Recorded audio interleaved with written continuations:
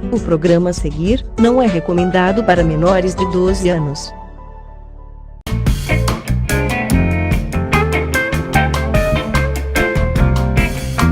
Oferecimento Giasse, pequenos preços, grandes amigos.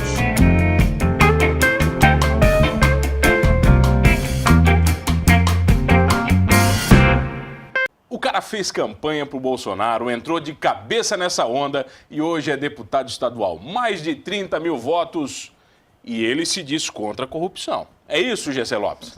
Ô, meu amigo, prazer estar aqui participando do seu programa. E acho que o combate à corrupção está na boca do povo, né? Tem uma pesquisa que saiu que de 2011 a 2017 elevou de 9 pontos para 62% a preocupação do povo com a corrupção, passando inclusive a preocupação com relação à saúde e à segurança pública. Então, hoje em dia, é uma das questões mais preocupantes que tem no Brasil com relação ao consenso da população. Gessé, essa é uma da, acho que é a sua principal bandeira. Então, quando eu decidi entrar na política... Não, explica um pouquinho antes, quando você decidiu entrar, porque você não imaginava que ia ganhar. Estou falando da minha pessoa. A sua pessoa, vai. Então, eu comecei apoiando o Bolsonaro. Essa era a minha bandeira política. Com certeza não tinha pretensões nenhuma. Só que esse apoio do Bolsonaro, como eu era uma coisa na época assim, difícil de fazer nas ruas, porque existia um preconceito contra ele, né? E existiam umas falácias e mentiras e até uma agressividade contra quem apoiava o Bolsonaro, tanto nas redes quanto nas ruas.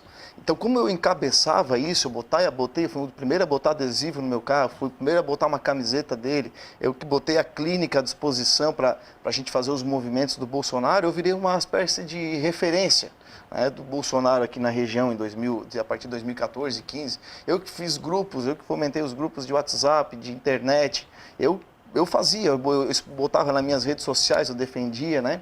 Então, eu acabei virando uma referência porque era um momento que quase ninguém... Eu me lembro que você era referência positiva e negativa. O pessoal que dava pau. Isso, exatamente. Era dos dois lados, né? Então, só que aquelas pessoas que começaram a gostar, o fato de eu tentar convencê-los de que o Bolsonaro tinha boas propostas para aquele momento do Brasil, isso fez com que aquela ideia também, como se eu estivesse defendendo aquilo como um idealista, né?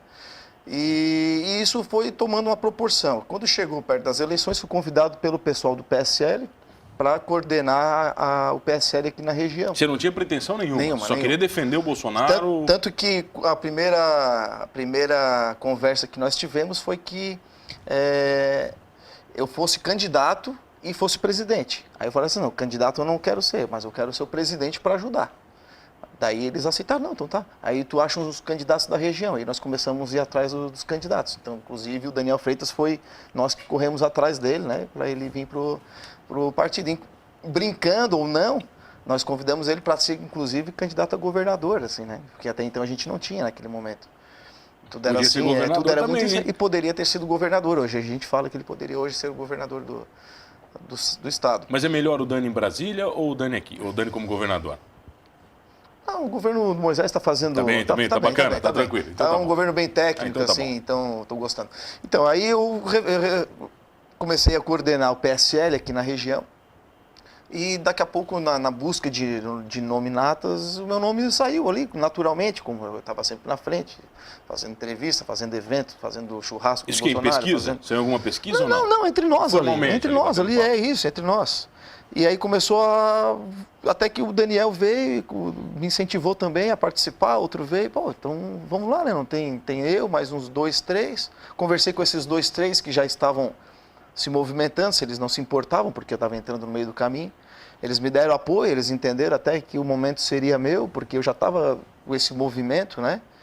E entrei e deu certo, o pessoal abraçou. Não prometi nada para ninguém, não prometi cargo, não paguei ninguém, foi... Como é que foi a campanha? Foi limpa, cara? Foi limpíssima. Mas você apertou muitas mãos. Bastante. Aquela campanha política de verdade. Foi 45 dias, saindo às 7 da manhã e voltando às 10, indo no comércio, entregando panfletinho, explicando minhas propostas.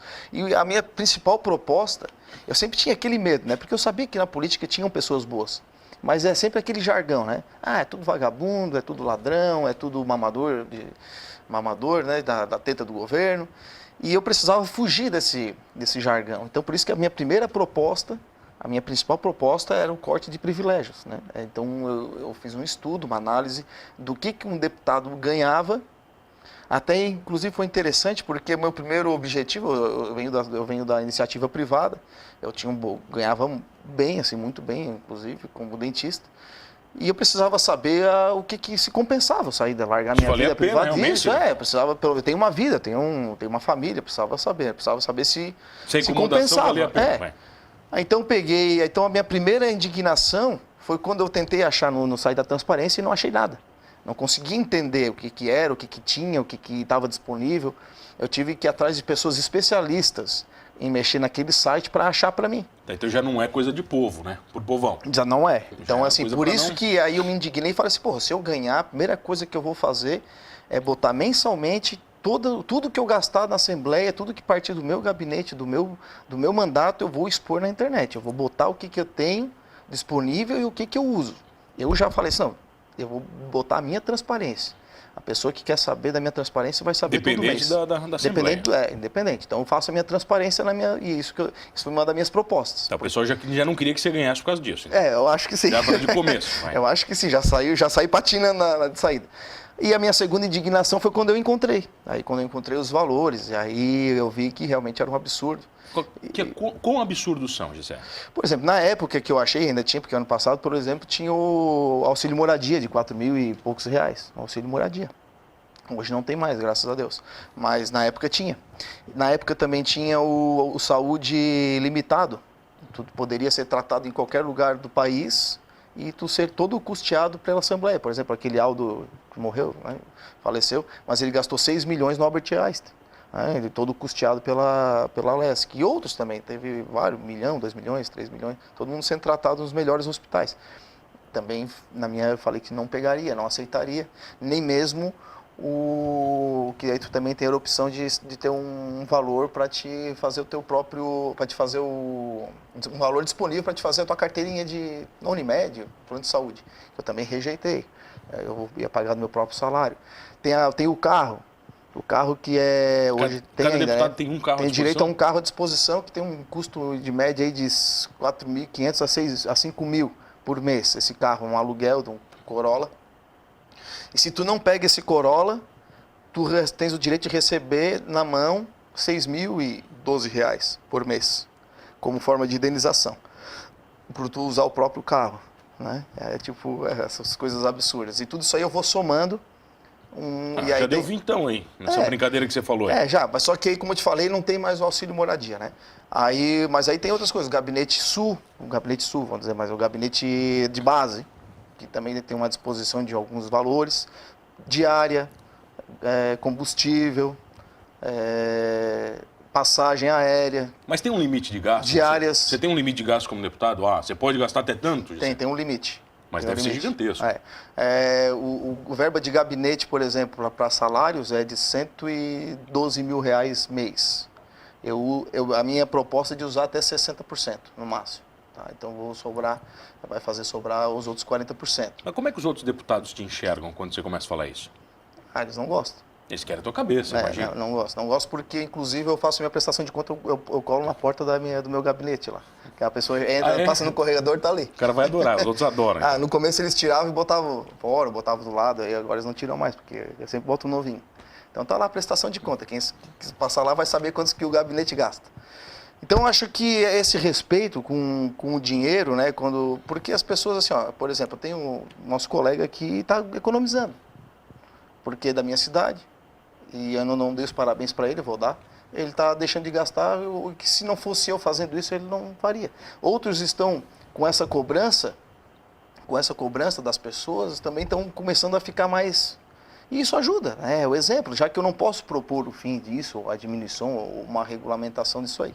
Não consigo fazer isso. Mas, Gessé, mesmo que esses deputados ou alguns políticos aceitem as suas ideias, né, meio goela abaixo, já está valendo, né? Já está valendo, já está valendo. Se eles começarem a economizar...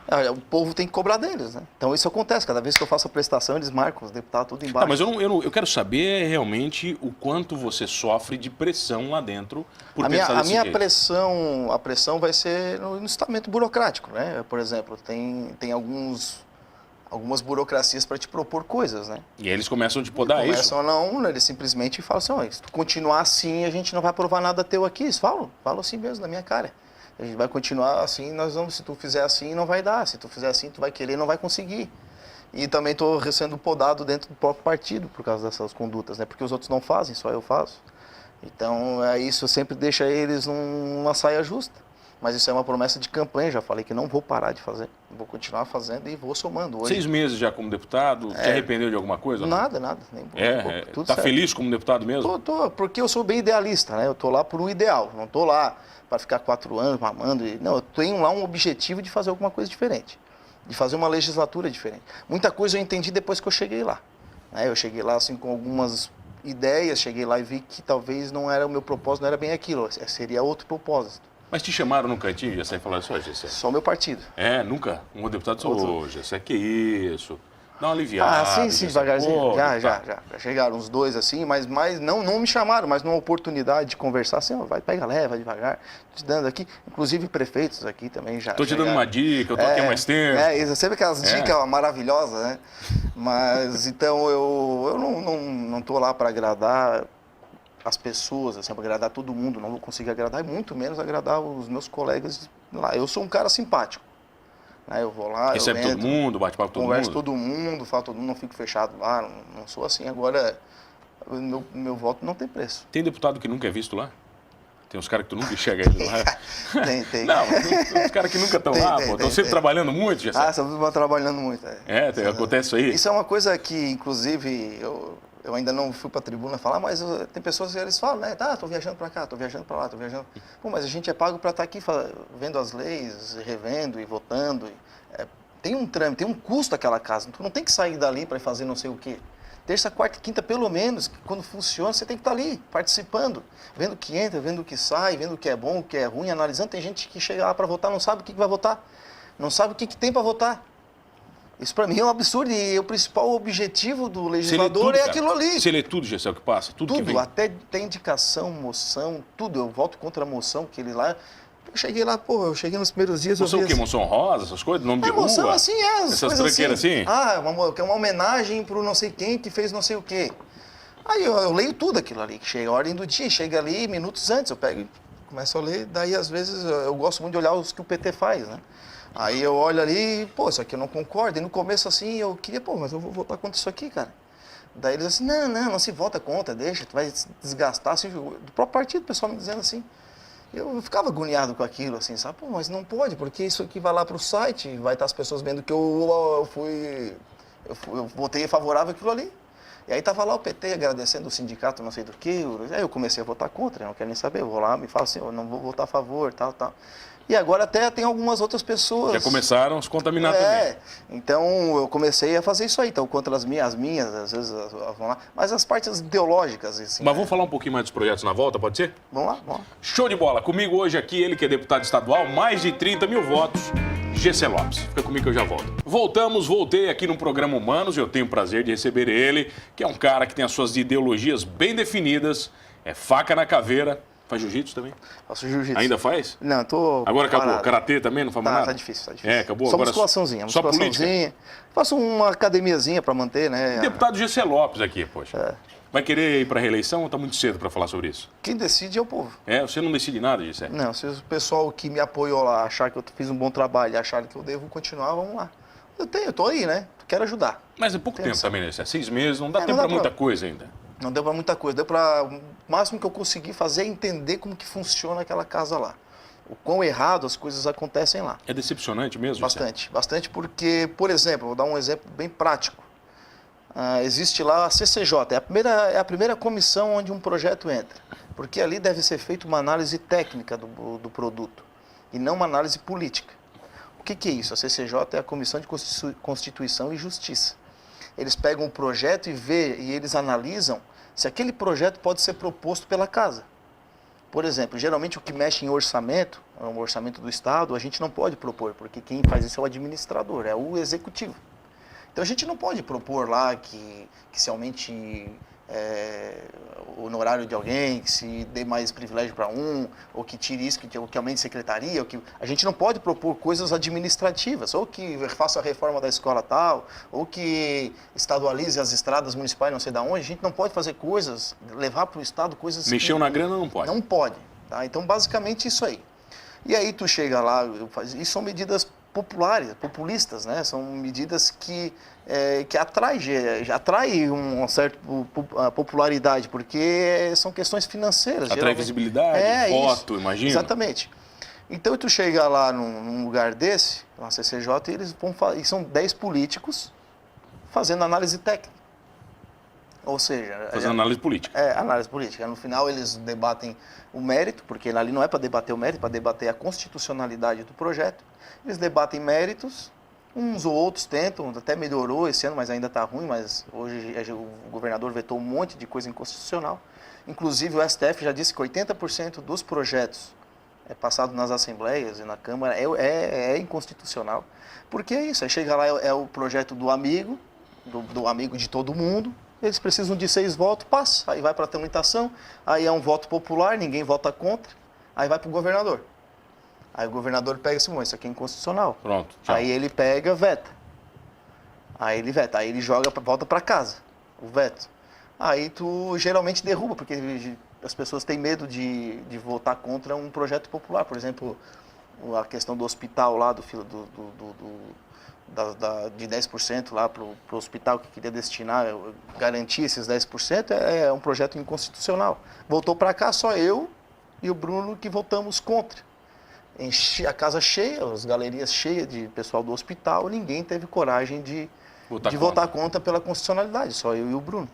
E aí votou, aprovou, e o governador ele tem que fazer, ou ele tem que aplicar, ou ele faz o MADIM. Né, que é uma ação direta de inconstitucionalidade. Isso vai judicializar. Aí tu judicializa, o que acontece? É mais gasto. Tu incha. Só o que você falou, você imagina a enxada que já deu aí. Agora quando tu já gastou da burocracia, do tempo da casa, de toda a tramitação, do tempo que tu usa o funcionário para analisar aquilo ali, para no final não dar em nada. Tá, você está falando de gasto agora, quero outro gasto. Ponte Hercílio Luz, vai. O gasto mais fantástico de todos. Isso aí, isso é um buraco sem fundo?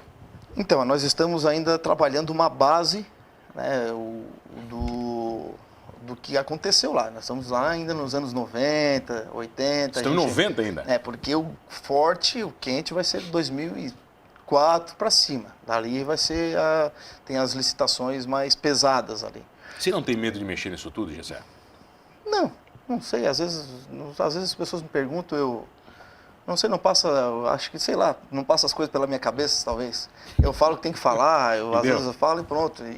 Eu não meço as consequências, talvez, mas estou lá para fazer o certo, né? Então não vou fugir do compromisso. Então apoiei bastante a abertura da CPI, conseguimos, estou ajudando bastante nessas investigações, na apuração. Hoje não tem ainda, não tem como dizer. O que existe sim é uma negligência do Estado total. Né? Uma ponte como aquela tem que ter uma manutenção desde o início dela. De ferro, ela tem que estar toda hora sendo supervisionada. E não foi. Durante 40, 50 anos ninguém olhava para a ponte. Aí quando for olhar não tinha mais conta. E aí de lá para cá foram feitos vários aditivos, várias formas, e aí ninguém tinha qualidade. Um fala que o outro não tinha qualidade técnica para assumir aquele compromisso, por isso que não deu certo. Um fala que era reforma, outro fala que era só manutenção e não sei o que. Assim, tá batendo, o pessoal batendo cabeça, mas nós estamos construindo a base para chegar no quente depois, para eles não jogar a culpa lá para trás, né?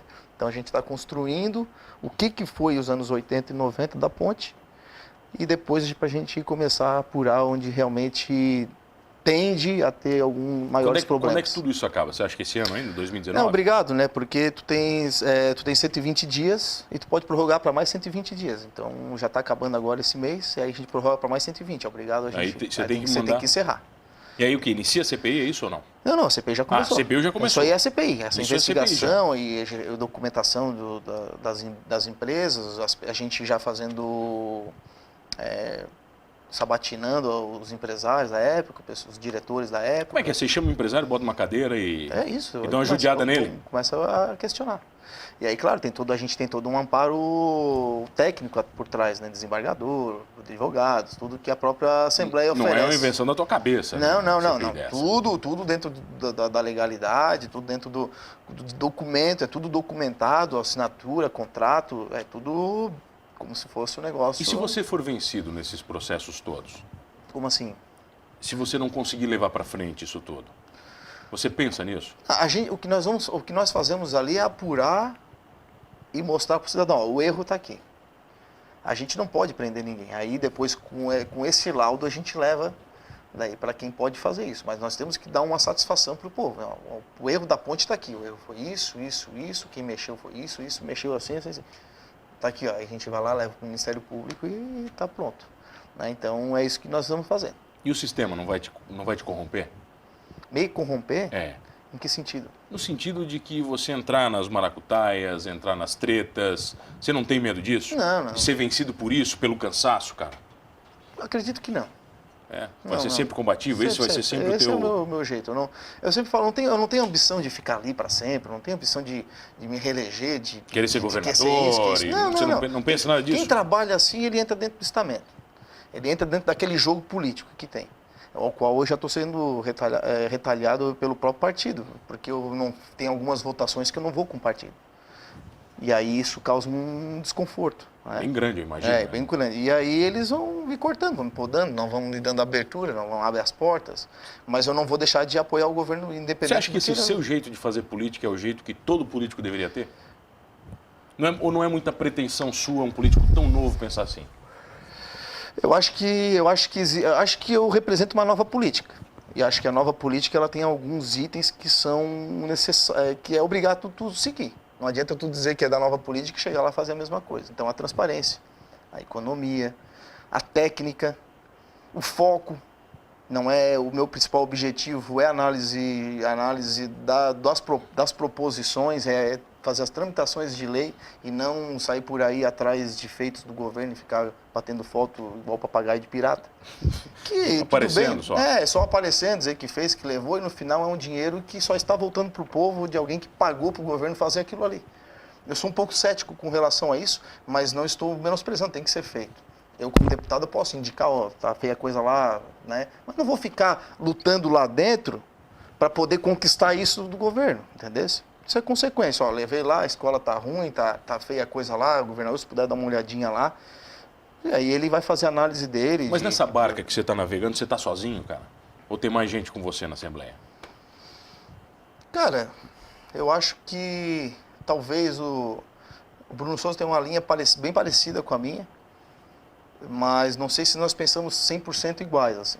Mas hoje, se eu dizer que tem alguém mais parecido comigo, seria o Bruno. O Bruno ele tem uma qualidade técnica maior, assim, ele é economista, ele já vem da parte administrativa, ele já era vereador, então assim, ele consegue entender um pouco mais do que eu na hora de propor, enfim. Mas isso, então, é um cara já tem uma comunicação mais afiada, né? Eu saí do consultório. Ele dá palestra, enfim. Você tinha uma abordagem, né, cara? Os teus clientes. Foi ali. Então eu estou aprendendo a fazer. Tu imagina eu sair do consultório e agora tem que ir para um plenário falar para 40 deputados e mais um monte de gente vendo, e coisa que eu não posso dar um tiro no pé. E tudo que você fala reverbera. Né, então é assim, tem que saber o que está falando. Apesar de às vezes eu ser meio intuitivo, meio impulsivo. Já distorceram muito o que você falou, cara? Teve a questão da cultura do estupro, né? Pois foi um caso bem complexo. Ali sim.